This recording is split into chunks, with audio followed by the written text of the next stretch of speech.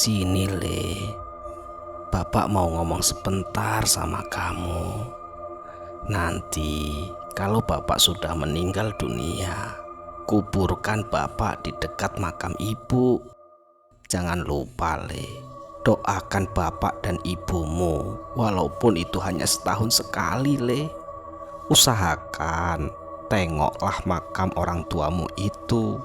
Dan jangan lupa, kamu itu sudah cukup umur, cepat-cepatlah menikah Le. Iya Pak, Yono akan ingat semua pesan Bapak, jawab Suyono. Dan sesaat kemudian terlihat ada sedikit senyum dari bibir Mbah Mamun yang kemudian disusul dengan nafas yang mulai terasa berat. Namun siapa sangka kalimat yang diucapkan oleh Mbah Mamun merupakan wasiat terakhir untuk Suyono, anak semata wayangnya. Hingga akhirnya nafas dari raga tua itu pun benar-benar telah berhenti. Mbah Mamun meninggal dunia di sore itu tepat pada usia ke-63 tahun. Suyono yang melihat kepergian sang ayah untuk selama-lamanya, yang masih berusaha terlihat tabah meskipun sesekali air matanya tetap membasahi pipinya. Tak selang beberapa lama, para tetangganya pun mulai memenuhi rumah sederhana milik Suyono.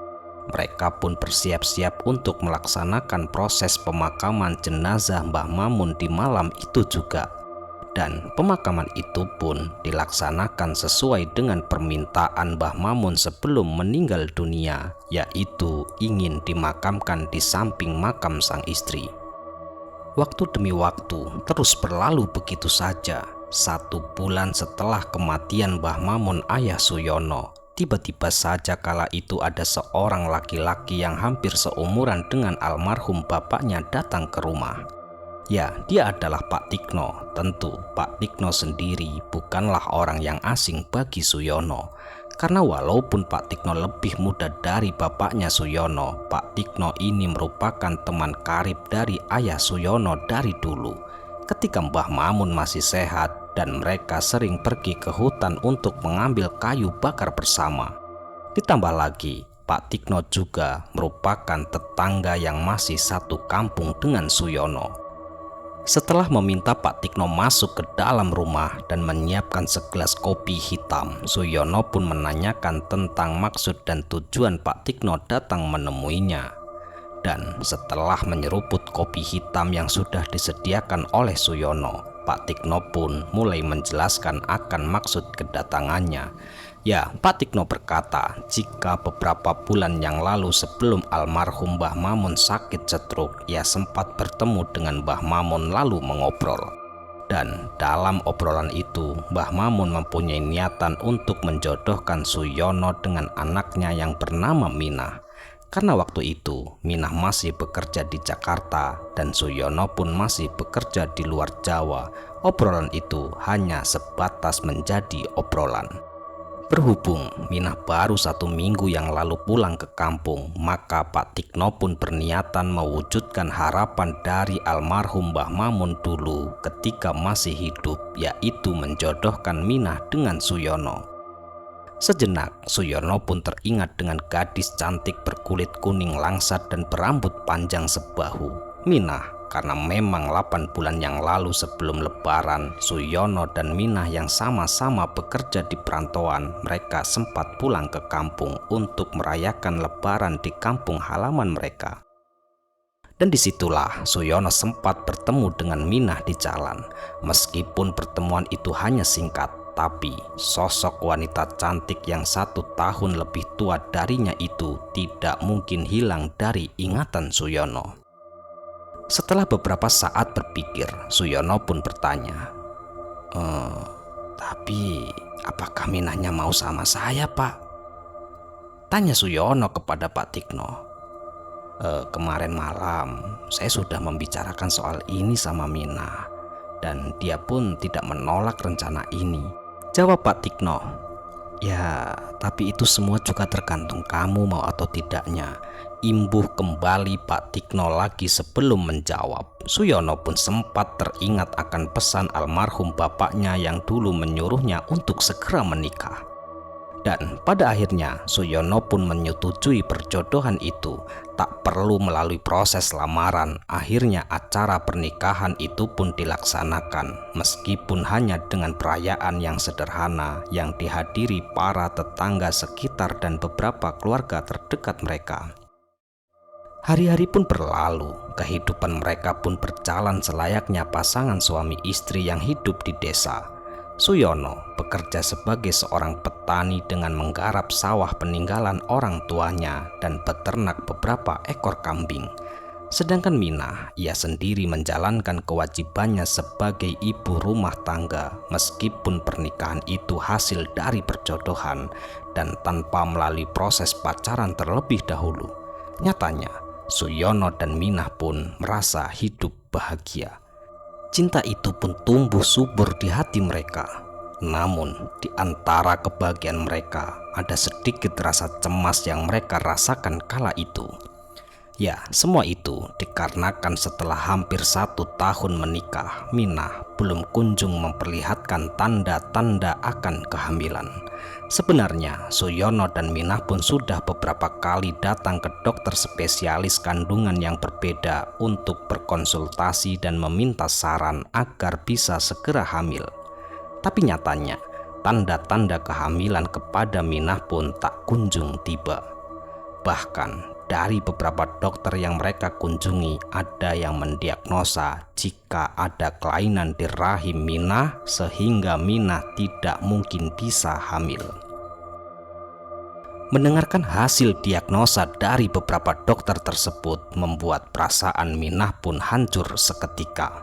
Sikap riang Minah selama ini ketika berada di rumah bersama Suyono pun perlahan demi perlahan mulai memudar. Senyuman, canda, dan tawa yang dulu mengisi rumah sederhana mereka pun kini mulai tak nampak lagi. Seakan-akan awan hitam sedang memayungi kehidupan rumah tangga mereka. Meskipun Suyono juga merasakan perasaan yang sama seperti yang dirasakan Minah, namun Suyono tak pernah sekalipun menampakkan perasaan itu di hadapan sang istri. Suyono tetap memasang wajah yang penuh senyum ketika bersama sang istri dan tetap sesekali mengajaknya untuk bercanda gurau. Walaupun terkadang candaan Suyono ini hanya dibalas senyuman Minah yang terlihat dipaksakan. Melihat perubahan sikap istrinya yang kian hari kian murung karena memikirkan soal mereka yang kemungkinan tidak bisa mempunyai keturunan, ditambah lagi gunjingan-gunjingan negatif dari beberapa tetangga mereka, Suyono pun mulai khawatir atas kesehatan Minah. Hingga akhirnya di sini Suyono pun mempunyai rencana agar Minah tidak lagi terlalu larut dalam kesedihan karena memikirkan masalah rumah tangga mereka. Di suatu siang, ketika pulang dari sawah, Suyono pun langsung duduk di depan rumah dan meminta Minah untuk membuatkannya segelas kopi hitam kesukaannya. Dan sesaat kopi hitam yang diminta Suyono pun telah siap dan telah diletakkan di atas meja yang berada di hadapan Suyono. Suyono di sini kemudian meminta Minah untuk duduk di kursi yang ada di sebelahnya. Setelah Minah duduk, Suyono pun langsung berkata, "Dek, kan kamu itu pernah dulu itu kerja di rumah makan yang ada di Jakarta toh? Dan masakanmu itu enak pol, enak banget. Bagaimana kalau kita buka usaha rumah makan saja?" tanya Suyono dengan wajah yang sangat serius. Sejenak Minah pun di sini terlihat berpikir sebelum ia menjawab pertanyaan dari Suyono. "Memangnya kamu serius, Mas?" tanya Minah kepada Suyono. "Ya iya toh, serius. Lagian hasil dari pertanian sawah kita juga kan tidak cukup untuk kebutuhan kita. Ya mau gak mau lah kita harus buka usaha," ucap Suyono lagi. "Memangnya tabungan yang kita miliki bisa, Mas, buat modal usaha kita?" "Ya nanti kita jual saja semua kambing kita buat nambah modal," jawab Suyono dengan sangat mantap. Minah pun hanya mengangguk. Setelah dirasa rencana mereka sudah matang, Suyono pun bergegas menjual 7 ekor kambing yang ia miliki. dan dilanjut pergi ke pusat kota yang lumayan jauh dari rumah mereka untuk mencari kios yang disewakan. Di hari pertama, Suyono tak juga menemukan kios yang dirasa cocok untuk mereka sewa. Akhirnya, di hari kedua, atas bantuan temannya, ia pun berhasil mendapatkan ruko yang dianggap lokasinya strategis untuk usaha rumah makannya nanti. Ya, ruko tersebut terlihat lumayan besar, ditambah lokasi tempat parkirnya yang terbilang cukup luas. Dan lokasi ruko itu pun berada di sekitar area alun-alun kota yang tentunya membuat Suyono semakin tertarik untuk menyewanya. Namun, karena harga sewanya yang lumayan tinggi, Suyono pun hanya mampu membayar harga sewanya selama 3 bulan saja. Sebenarnya, Suyono mampu untuk membayar sewa rukonya langsung dalam waktu 1 tahun. Tapi hal itu ia urungkan karena memang ia masih membutuhkan banyak uang untuk modal awal membuka usaha mereka. Dan pada akhirnya Suyono pun berencana jika usahanya sudah berjalan dan dirasa menguntungkan, Suyono akan memperpanjang kontrak sewa ruko itu. Tibalah hari pertama Suyono dan Minah membuka usaha rumah makan mereka. Meskipun di minggu-minggu awal rumah makan mereka nampak sepi, namun berkat keuletan dan kesabaran mereka serta keramahan Suyono dan juga Minah saat melayani pembeli, ditambah rasa masakan Minah yang memang sangat lezat, hingga akhirnya rumah makan mereka pun semakin hari semakin ramai saja. Bahkan karena mulai merasa kewalahan untuk melayani para pembeli, Suyono dan juga Minah memutuskan untuk memasukkan 2 karyawan untuk membantu mereka. Setelah 3 bulan berjalan, bisa dikatakan usaha rumah makan mereka pun terbilang cukup sukses. Suyono sendiri akhirnya mampu menyewa ruko itu sampai 2 tahun ke depan. Dan dikarenakan kesibukan mereka mengelola rumah makan tersebut, akhirnya pelan-pelan mereka pun mulai lupa akan kesedihan. Ya, walaupun terkadang sesekali Minah terlihat melamun ketika melihat pembeli di rumah makan mereka yang saat itu membawa anak kecil. Namun Suyono yang melihat Minah kala itu, ia pun dengan sigap langsung berusaha mengalihkan perhatian Minah. Entah dengan cara mengajaknya berbicara ataupun pura-pura meminta tolong diambilkan barang. Sebenarnya Suyono pun tidak bisa memungkiri jika dirinya pun juga sangatlah mendambakan kehadiran sang buah hati di dalam rumah tangga mereka. Namun semua itu hanyalah sekedar harapan belaka. Karena nyatanya Minah memang sudah didiagnosa dokter tidak akan pernah bisa hamil. Suyono awalnya sempat ada niatan untuk mengadopsi seorang anak angkat, tapi niatan itu ia urungkan lantaran melihat ekspresi wajah Minah yang seolah-olah tak setuju. Setelah hampir kurang lebih 2 tahun berjalan, Suyono pun akhirnya mampu membeli ruko yang ia sewa selama ini. Lantaran kala itu sang pemilik telah meninggal dunia, sedangkan anak-anaknya tinggal di luar kota. Sehingga ahli waris pemilik toko itu pun anak pertamanya akhirnya memutuskan untuk menjual ruko tersebut kepada Suyono. Bahkan tak lama setelahnya, Suyono pun juga mampu membuka cabang rumah makan mereka yang berada tak terlalu jauh dari rumah makan yang saat ini.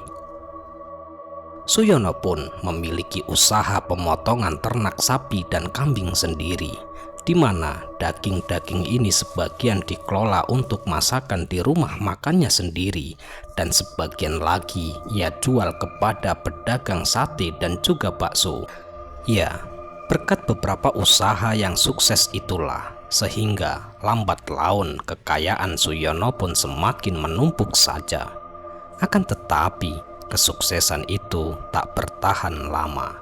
5 tahun setelah ia membuka cabang baru, petaka perlahan demi perlahan mulai menghampiri kehidupan Suyono. Yang pertama, diawali ketika Suyono yang kala itu hendak mengantarkan daging untuk dimasak sebagai menu makanan di warung cabangnya. Dalam perjalanan, Suyono mengalami kecelakaan, di mana mobil pick-up yang ia kendarai kala itu menabrak pengendara sepeda motor yang dikendarai oleh seorang ibu dan anaknya. Dikarenakan waktu itu ia terkejut karena ada sepeda motor yang secara tiba-tiba menyalip dari sisi kiri, sehingga ia pun refleks langsung membanting setir ke kanan, sehingga mobil yang ia kendarai pun menabrak pengendara sepeda motor yang dikendarai ibu dan anaknya itu. Yang mana atas kejadian kecelakaan tersebut mengakibatkan ibu dan anak itu meninggal dunia di tempat. Beruntung kala itu ada seorang petugas kepolisian yang berada di lokasi kejadian hingga Suyono pun selamat dari amukan massa. Namun di sini Suyono pun harus menerima kenyataan pahit. Ya, atas kejadian kecelakaan tersebut Suyono harus menjalani hukuman kurungan penjara. Suyono harus merasakan dinginnya jeruji besi atas kesalahan yang tak pernah ia inginkan itu. Hari-hari di dalam bui sangatlah berat bagi Suyono. Namun Suyono tetap mencoba menjalani semuanya dengan sangat baik, hingga akhirnya ia pun mendapatkan potongan masa tahanan. Dan setelah ia menjalani hukuman selama 2,5 tahun, ia pun lalu keluar dari penjara dan dia pun baru mengetahui jika ternyata banyak terjadi kemunduran dari usaha rumah makan mereka. Ya, mungkin saja dikarenakan Minah kala itu yang kesulitan untuk mengelolanya hanya seorang diri. Bahkan usaha di tempat pemotongan hewan miliknya pun harus dijual. Suyono pun mengetahui itu semua setelah ia keluar dari penjara. Karena memang Minah tidak pernah bercerita kepada Suyono, meskipun Minah sempat beberapa kali mengunjunginya ketika ia di penjara. Setelah bebas dari penjara, Suyono pun bertekad untuk memajukan usahanya kembali. Akan tetapi, di sini Suyono mulai merasakan adanya kejanggalan. Ya, di mana dagangannya yang selalu habis setiap harinya, namun keuntungan yang didapat tidak sebanding dengan penjualannya. Hal itu dirasakan Suyono setelah 1 bulan berjalan. Bahkan atas usulan Minah pun Suyono sempat 2 kali mengganti karyawannya, namun saja keganjilan-keganjilan itu tetap saja terjadi. Kesialan Suyono pun tetap terus berlanjut, di mana rumah makan cabangnya kala itu tiba-tiba saja mengalami kebakaran hebat.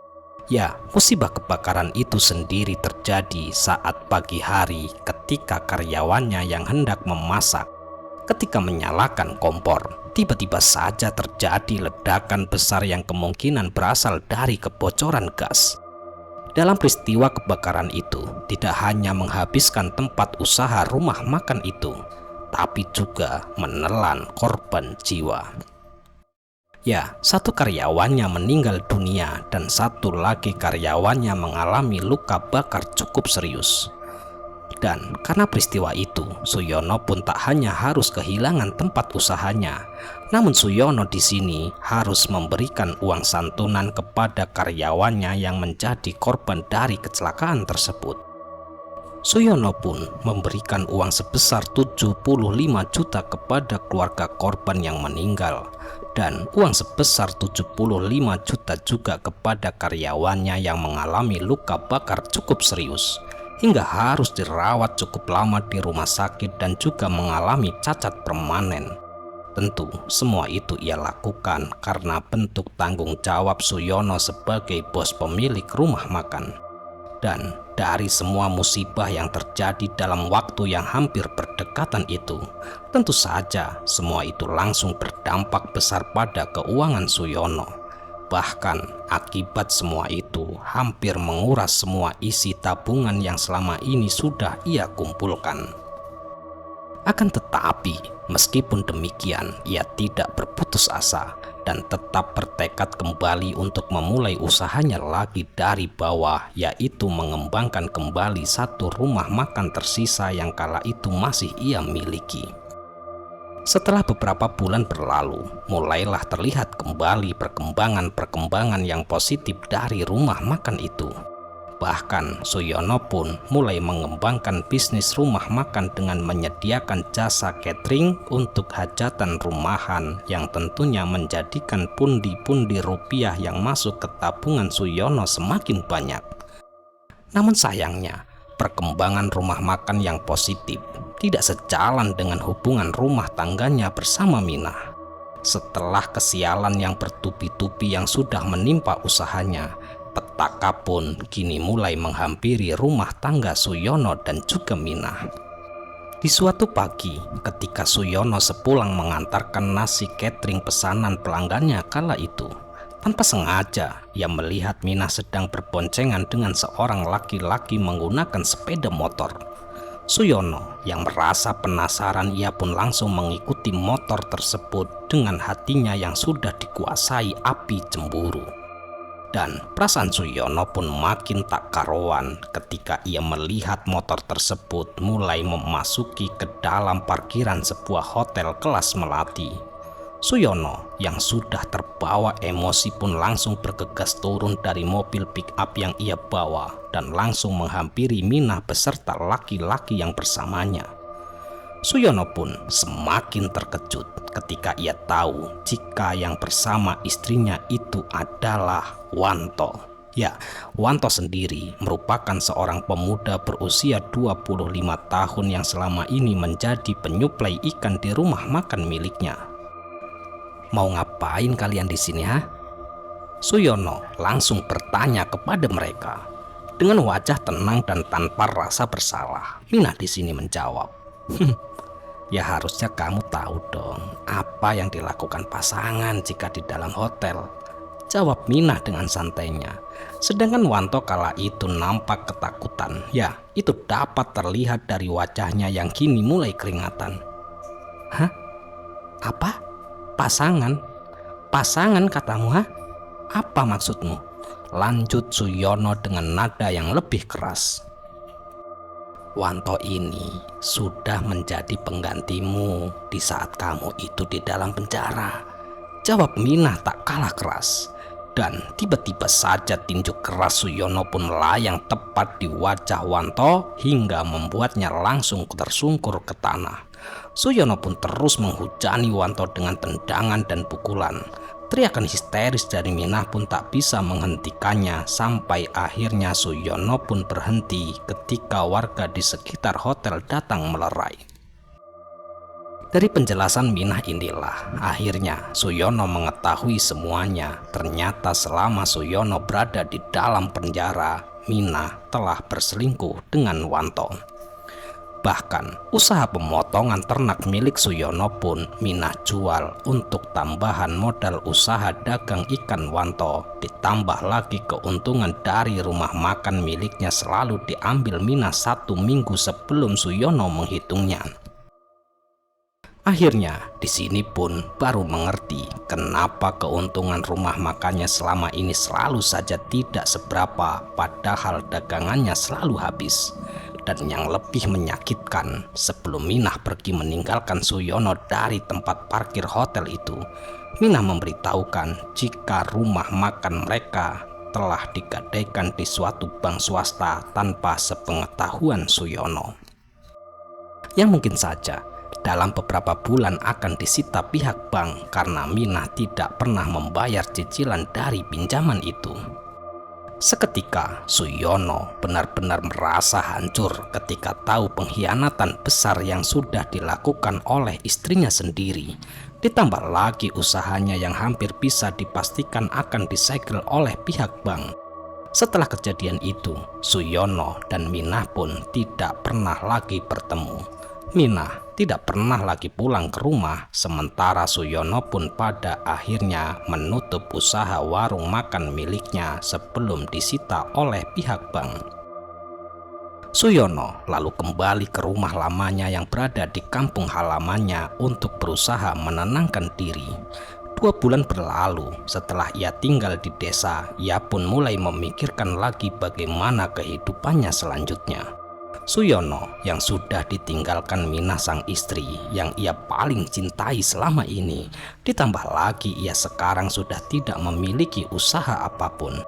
Sedangkan sawah dan ternak kambingnya sudah ia jual dulu untuk modal membuka usaha warung makan.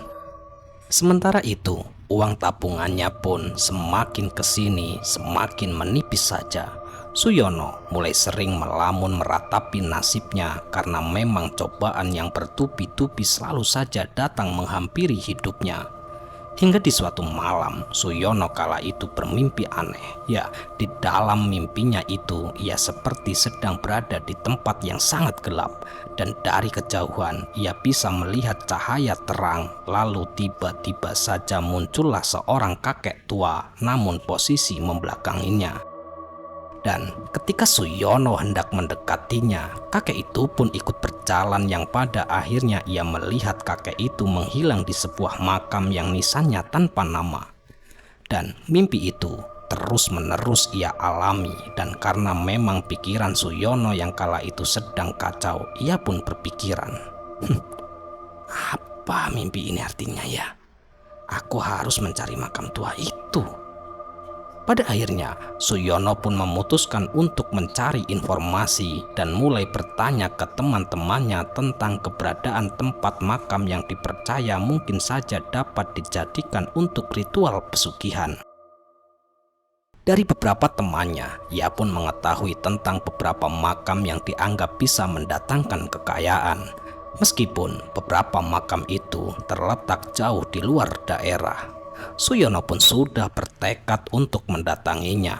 Makam pertama yang ia datangi lokasinya memang tidak terlalu jauh, masih satu kota dengan tempat tinggalnya. Dia pun lalu mendatangi juru kunci makam tersebut dan dia pun menyampaikan niatannya. Setelahnya, Suyono pun diberi hafalan untuk dibacakan setiap malam, mulai dari jam 12 malam sampai dengan jam 3 pagi di lokasi makam tersebut. Namun, setelah melaksanakan perintah Sang Kuncen, Suyono pun tidak pernah mendapatkan wangsit atau mimpi apapun, yang pertanda jika ritual yang ia lakukan gagal. Ia pun lalu memutuskan berpindah lagi untuk menuju ke makam yang dianggap keramat. Ya, makam kali ini berada di atas sebuah pegunungan yang ada di daerah Jawa Timur. Suyono pun ketika di sana langsung melakukan beberapa ritual untuk meminta kekayaan dari makhluk gaib penghuni makam tersebut. Setelah beberapa hari ia menginap dan melakukan ritual di sana, justru ketika di suatu malam ia bermimpi didatangi sosok manusia. Akan tetapi manusia tersebut berkepala babi hutan, wajahnya penuh bulu hitam dan bertaring yang seakan-akan siap untuk menekamnya. Paginya ia pun lalu menceritakan mimpi itu kepada Sang Kuncen, dan dari Sang Kuncen Suyono pun mengetahui jika ritual yang ia lakukan telah gagal kembali. Yang pada akhirnya Suyono pun melanjutkan perjalanannya kembali untuk mencari tempat yang dianggap sakral dan bisa dijadikan tempat pesugihan. Dalam perjalanannya, ia pun setiap malam ia masih saja bermimpi melihat kakek tua yang berjalan menuju makam lalu menghilang.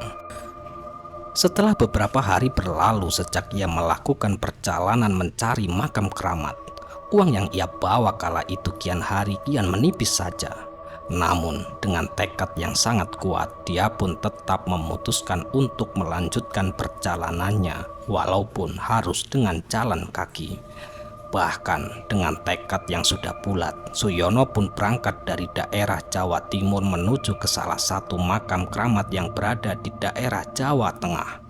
Setelah beberapa hari berjalan, sampailah ia di makam yang dituju, dan sesampainya di sana, Suyono pun lalu melakukan hal yang sama, yaitu ritual yang diajarkan oleh Sang Kuncen atau juru kunci makam untuk melakukan pesugihan. Akan tetapi, lagi dan lagi ritual itu dianggap gagal oleh sang juru kunci. Bahkan di suatu malam ketika Suyono menginap di lokasi makam tersebut, Suyono lagi dan lagi mengalami mimpi yang sama ketika ia masih berada di makam keramat yang berada di daerah Jawa Timur.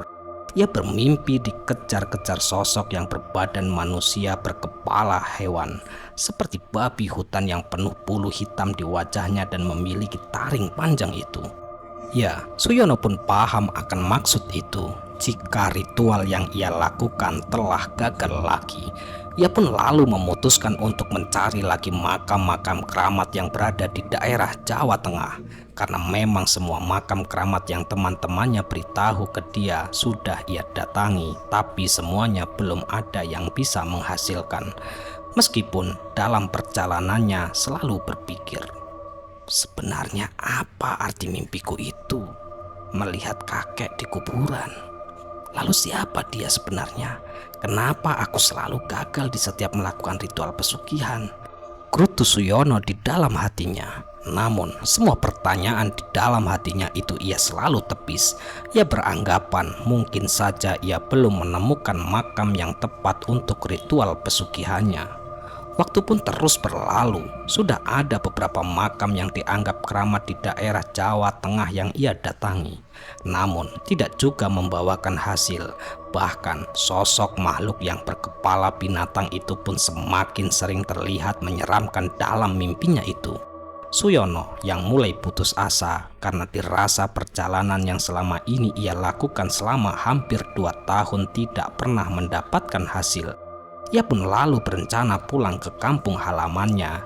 Dan di tengah-tengah perjalanan pulangnya itu, di suatu sore ketika Suyono sedang duduk dan beristirahat di depan sebuah bengkel yang telah tutup, yang ternyata di sebelah bengkel itu merupakan tempat pemberhentian bus, ia pun tiba-tiba dihampiri oleh 2 orang pemuda yang membawa sebuah tas dan kardus yang entah apa isinya. Kedua pemuda itu memakai sarung dan mengenakan peci hitam di kepalanya. Setelah perkenalan singkat itu, Suyono pun akhirnya tahu jika pemuda itu bernama Ilham dan Haris. Ya, mereka adalah seorang santri dari suatu pondok pesantren ternama yang berada di daerah Jawa. Dari perbincangan singkat itu, Suyono sempat menitihkan air matanya karena ia pun teringat masa kecilnya, di mana sang bapak yang dahulu kala Suyono masih kecil sering diajak untuk sholat berjamaah di musola. Walaupun jaraknya lumayan jauh dari rumah mereka, Suyono pun teringat akan ucapan bapaknya dulu. "Le, jadilah anak yang pintar dalam ilmu umum ataupun ilmu agama, Le. Walaupun bapak ini orang bodoh, tapi bapak itu ingin sekali kamu pintar dalam ilmu agama. Syukur-syukur kamu mau mondok dan menjadi santri, Le." Ya, walaupun kenyataannya harapan bapaknya itu tidak bisa ia wujudkan, karena Suyono setelah lulus SMP ia memilih untuk pergi merantau untuk bekerja. Tak berselang lama dari hasil perbincangan itu, kedua pemuda itu pun berpamitan kepada Suyono karena bis yang mereka tunggu telah tiba. Dan dari perbincangan singkat dengan kedua pemuda itu, seakan-akan Suyono mendapatkan hidayah. Ya, kini pandangan hidup Suyono pun mulai berubah. Suyono yang dari awal melakukan perjalanannya itu untuk mencari kekayaan dunia yang hanya sesaat. Mulai saat itu, ia pun merubah niat perjalanannya untuk lebih memahami arti hidup dan lebih mendekatkan diri kepada Allah Sang Maha Pencipta. Suyono yang awalnya berniat mencari makam keramat pun hingga akhirnya tetap melanjutkan perjalanan itu, tapi dengan tujuan mencari makam kiai ataupun ulama besar dengan harapan mendapatkan pelajaran hidup dari sejarah ulama itu. Dalam perjalanan itu, Suyono selalu berzikir di setiap langkah kakinya. Ia pun mulai melaksanakan sholat 5 waktu dengan tepat waktu. Ya, kewajiban seorang muslim yang dulu sempat ia tinggalkan. Dan mimpi-mimpi buruk yang selalu menghantuinya di setiap tidur malamnya, kini perlahan demi perlahan sudah tidak ia alami lagi. Walaupun terkadang sesekali kakek-kakek yang berjalan ke arah makam itu masih sesekali muncul dalam mimpinya. Dan singkat cerita, setelah 8 tahun ia melakukan perjalanan, sampailah dia ke sebuah makam seorang tokoh agama atau ulama besar yang berada di suatu desa. Dan dari sinilah Suyono pun mulai mengerti apa arti mimpinya selama ini ketika ia bertemu dan bercerita soal kisah hidupnya dan mimpi yang selalu ia alami setiap tidur kepada sang guru kunci yang bernama Mbah Slamet dan juga Kiai Kampung. Mbah Slamet yang sudah tahu akan kisah hidupnya Suyono, setelah ia bercerita, Mbah Suyono pun memberikan tanggapan. Mungkin saja arti mimpi ia bertemu kakek-kakek ataupun laki-laki tua yang berjalan ke arah makam itu merupakan korin almarhum bapaknya Suyono yang ingin meminta kiriman doa dari anaknya itu. Dan jika terkait soal mimpi buruk Suyono yang dialaminya setelah melakukan ritual pesugihan ke beberapa makam yang selalu ia dikejar-kejar manusia berwajah binatang menyeramkan itu, Mas Slamet di sini menyimpulkan jika itulah gambaran buruk diri Suyono sendiri. Manusia tapi memiliki sifat buruk dan tamak seperti binatang. Mas Slamet juga menambahkan jika kita sebagai manusia mendapatkan cobaan dan menganggap jika itu sebagai masalah, maka selayaknya kita memohon jalan keluarnya hanyalah kepada Allah kembali. Mendengarkan penjelasan dari Mbah Slamet itu, Suyono pun mulai menitihkan air matanya. Ia teringat akan semua kesesatannya yang telah ia lakukan selama ini.